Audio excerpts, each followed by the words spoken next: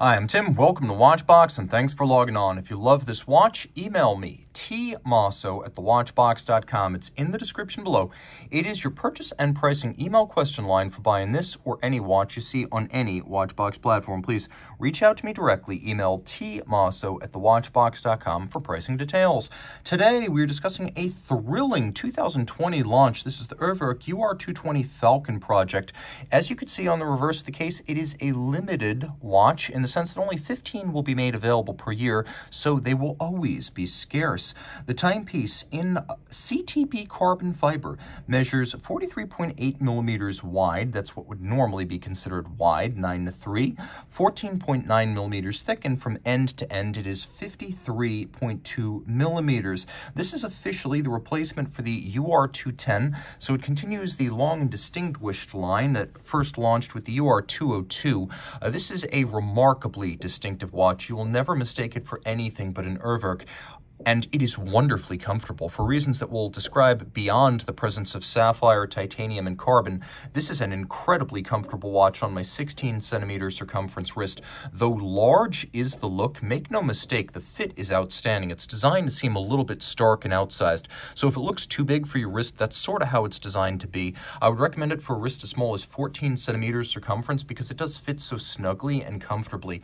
That said, it's probably not going to fit underneath a cuff. It is a supremely comfortable watch. One of the reasons is that it features Urwerk's first ever rubber strap. Hard to believe that they made it all the way through the 2000s and 2010s, the era of rubber straps, without equipping a watch thusly, but they're making up for lost time. As you can see, it has a molded on textile-like pattern. It is quite thick. It's fixed to the case using screws and bars for absolute security.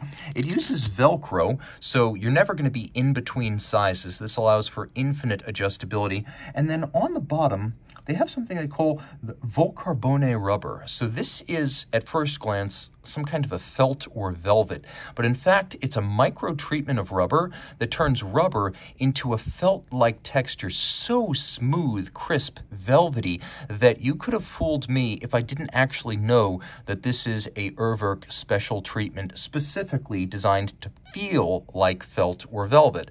Right here, we've got a titanium black DLC buckle, and the way this works is quite simply you just loop the Velcro through and you put it on your wrist like that. You can cinch it shut and it stays closed. The case, made of CTP carbon, is both exceptionally beautiful and exceptionally light, super light. The metal hardware on the case is titanium, most of the case is carbon, and then there's sapphire, which is super light on the top. So in the hand, it feels like almost nothing. We have a little crown at the end, Urwerk branded, that allows you to set the watch, and it uses one of the most elaborate variants yet of Urwerk's satellite time display.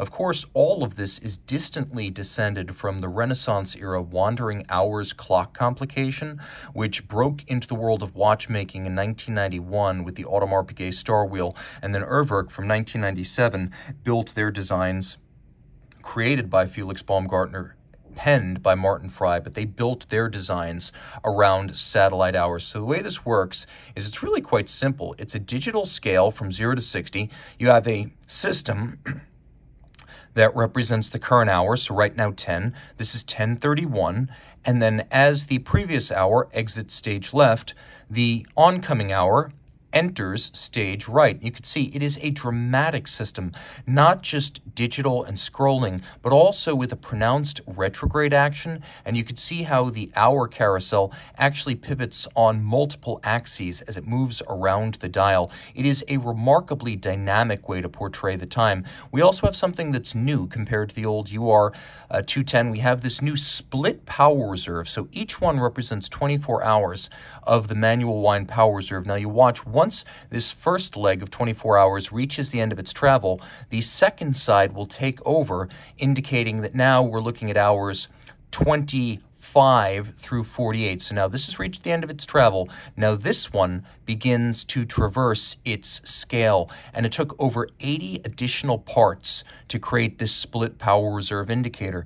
You can see that the finish is high horology. There's satination, mirrored anglage, engine-turned perlage, media blasting, black polish. All of it is present and correct. Urwerk has raised the satellite hour complication to the level of the state of the art. And surprisingly, you might not guess, just at a glance, the watch is quite well loomed. And not only loomed, but if you look, you can see that there are actually two different colors of loom. And the satellite system, which retrogrades, also has its own luminescent index. It is a lot of fun to play with this watch. Now, flipping it over, you can see that the side is sculpted and contoured because these are carbon fibers and it is block manufactured. The fibers will never fall all in the same orientation every time, so no two of these will have the exact same pattern.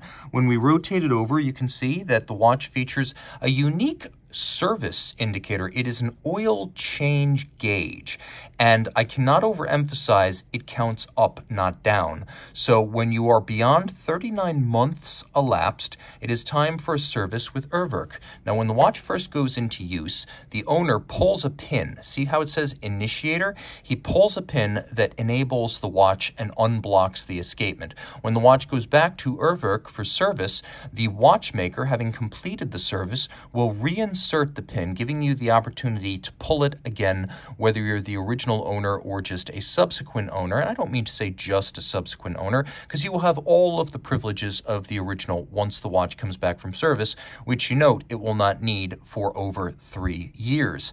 Now, what you can see through these smoked sapphire displays on the reverse side is the Zenith Elite base caliber. Now, this is doing business as the Urwerk UR-220, so it's a manual wind modification of the Zenith Elite.